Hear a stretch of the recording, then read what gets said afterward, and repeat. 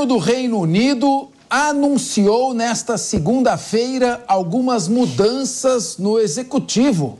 É mesmo?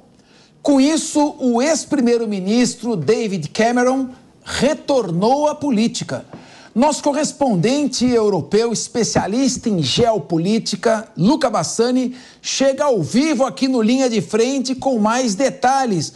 Olá, Luca, boa noite para você. Conta pra gente que tipo de mudança é essa aí na terra da velha rainha e agora do rei Charles.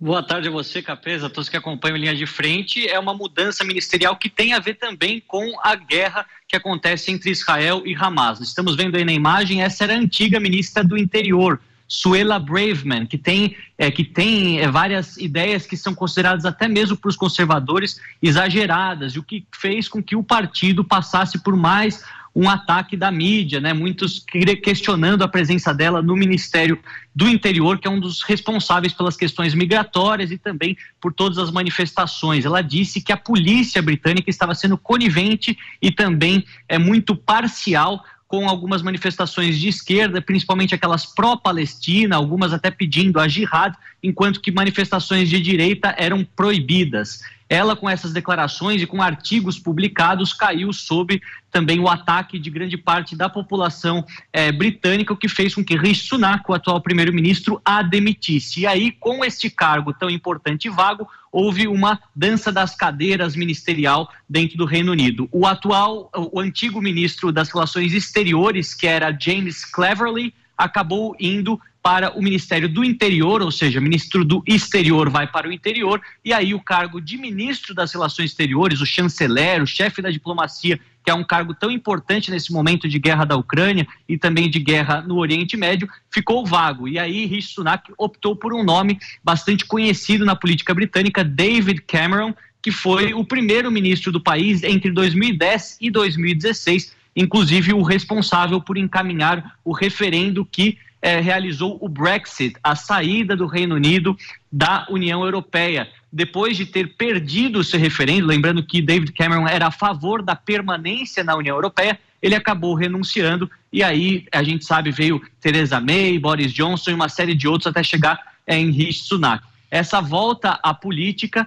ela indica que os conservadores estão muito preocupados com as eleições do ano que vem, já que as pesquisas atuais mostram uma distância de quase 25 pontos entre os trabalhistas, entre a esquerda e os conservadores, e que indicam um caminho muito difícil para a permanência dos conservadores no poder nas eleições que vêm. A gente vê que está tudo interligado com a questão da Palestina e Israel e também com a tentativa, como eu disse, dos conservadores de trazerem novamente um nome experiente para passar confiança ao eleitorado britânico.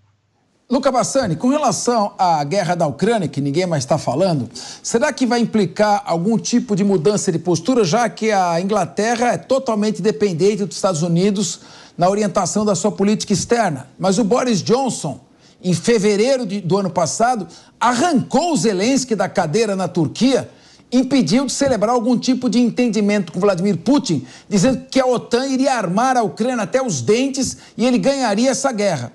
E a gente sabe no que deu e logo, logo vai ficar cada vez mais clara a tragédia do povo ucraniano. Será que alguém mais experiente pode facilitar esse tipo de diálogo ou vai continuar seguindo a doutrina Biden, Antony Blinken, enfim, de conduzir dessa maneira belicista a questão da Ucrânia? E com relação à grande força da população muçulmana na Inglaterra, que tipo de influência pode ter nas próximas eleições?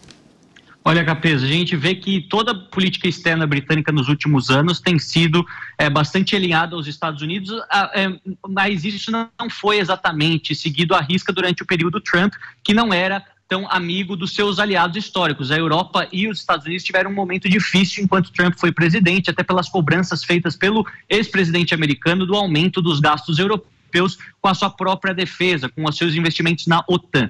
Atualmente a gente vê que na política externa relacionada à Ucrânia, Estados Unidos e Reino Unido atuam de maneira muito parecida. Inclusive dentro da Europa, acho que depois da Polônia, o Reino Unido é o país que mais tem ajudado financeiramente e também militarmente o governo de Volodymyr Zelensky, e essa política tende a permanecer igual até que haja uma mudança ou uma confirmação de quem estará na cadeira presidencial dos Estados Unidos em 2025. Lembrando que em novembro do ano que vem, pouco menos de um ano do período que estamos agora, teremos as eleições americanas, e isso decidirá também o futuro não só da América, mas de grande parte desses conflitos no mundo que tem o investimento americano, a participação indireta americana. No que diz respeito à população muçulmana no Reino Unido, a gente vê que eles têm feito manifestações muito expressivas durante todos os últimos finais de semana. São 5 finais de semana desde que começou a guerra. Essas marchas pró-Palestina, umas dizendo do mar ao rio, né, do Rio Jordão até o mar Mediterrâneo, a Palestina será livre, muitos pedindo o fim do Estado de Israel, muitos deles até gritando jihad, o que preocupou grande parte do eleitorado mais conservador britânico, que mostra que pode sim ter uma infiltração desses mais radicais, esses muçulmanos radicais em células terroristas que no passado já ocasionaram vários atentados em solo britânico. Então a gente vê que há um momento de muita preocupação, muita tensão, ao mesmo tempo em que a questão migratória não foi resolvida pelo governo conservador, que prometeu diminuir o fluxo de barcos ilegais vindos da França para o Reino Unido, não conseguiu colocar isso em uma maneira paralisada, e muito pelo contrário, a gente vê um fluxo até maior,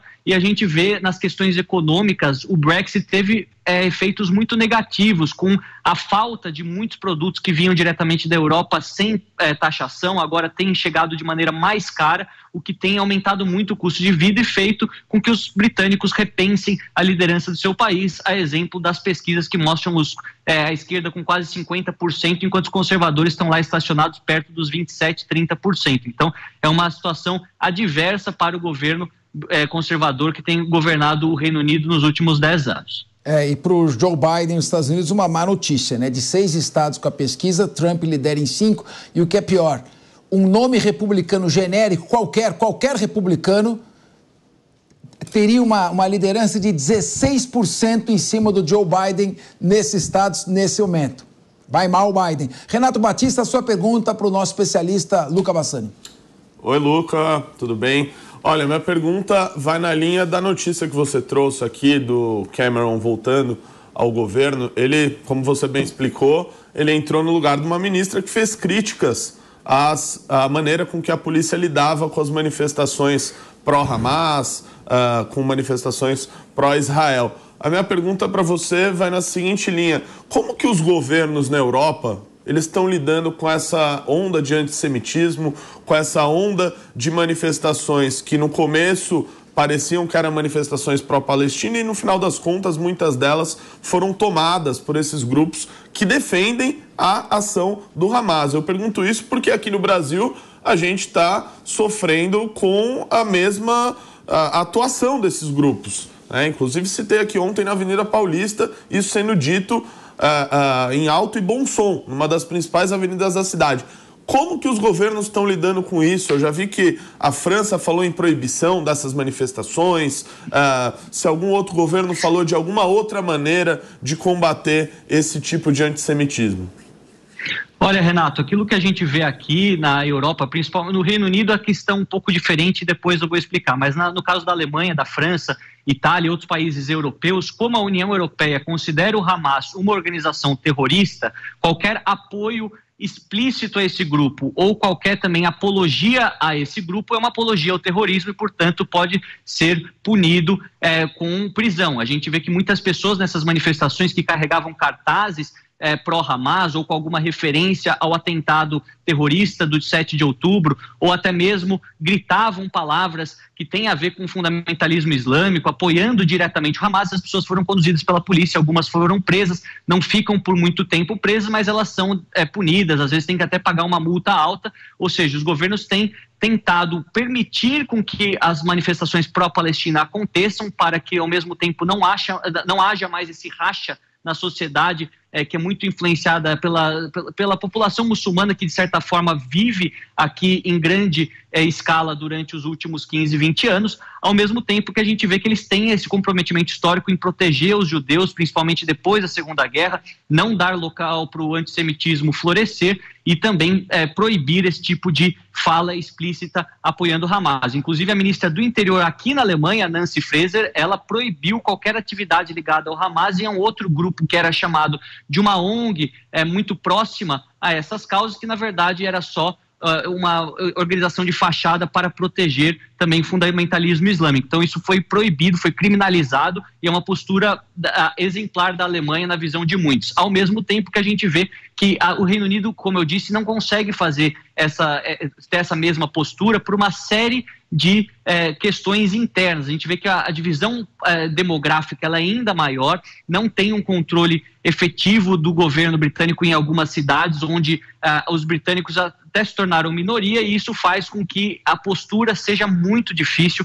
não consiga ter dentro do governo uma versão que seja unida, né? Que a gente consiga ver as pessoas falando de maneira abertamente a favor de uma causa ou a favor de outra. Então é uma questão que vai ainda dar dor de cabeça para os líderes europeus e também será motivo dos debates eleitorais, será um mote das campanhas eleitorais que vão acontecer a partir de 2024.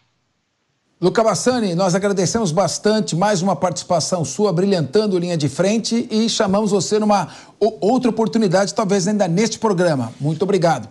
Lembrando bem aqui, como disse o Luca Bassani, na ótima pergunta do Renato Batista, o artigo 287 do Código Penal considera crime fazer publicamente apologia de fato criminoso ou de autor de crime.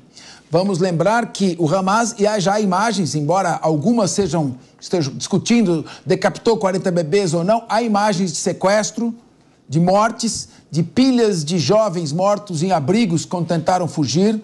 E, evidentemente, se eles estavam nesse abrigo, ouvi até gente dizendo que foi em razão de troca de tiros, foi o próprio exército israelense que matou.